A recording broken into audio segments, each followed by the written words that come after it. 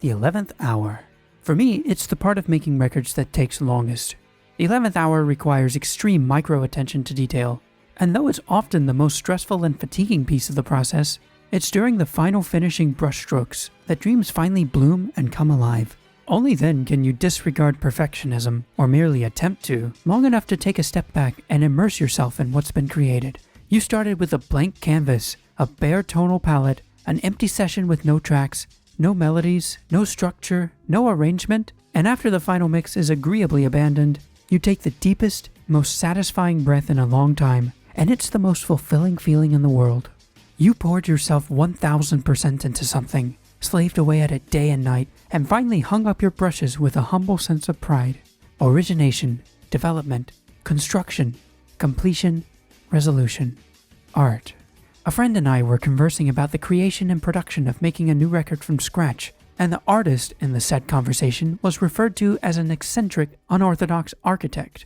You've single-handedly designed and constructed an entire skyscraper. You started with nothing and built an enormous building from the ground up. You know every crack in the floor, every wrinkle in the wallpaper, every gap in the floorboards. You know what color each wall in every room needs to be. You know the exact hue of lime green the pipes under the kitchen cabinet should be painted. You can hire people to come in and help you work on this building, but only you understand how it should look when it's finished. You designed it, you created it, and no one understands your vision better than you do. Such a statement is, in my opinion, the highest form of compliment an artist could ever receive. When one writes, produces, engineers, and mixes everything from the ground up, it's easy to lose sight of the finish line when creating 15 new songs from scratch.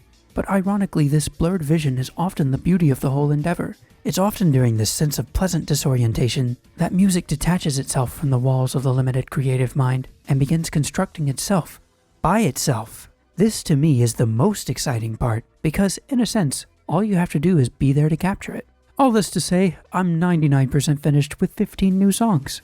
It's been a long 6 months of blood, sweat, and tears. But here in the 11th hour, it's become even more obvious to me that making records, or rather creating something from nothing, is the one thing in this life I'm most passionate about. There's truly nothing I'd rather be doing. One of my best friends, TubeTech CL1B compressor. Really excited about this record, and it's a hefty one. Most Pro Tools sessions weigh in at 70 tracks or more, and some mixes have 8 separate hi-hat tracks alone.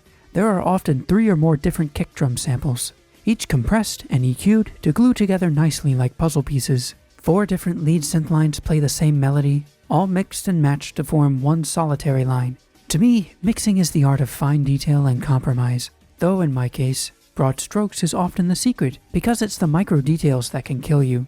Another best friend, Avalon 747 SP. By the same idea, the 11th hour is often the most exciting.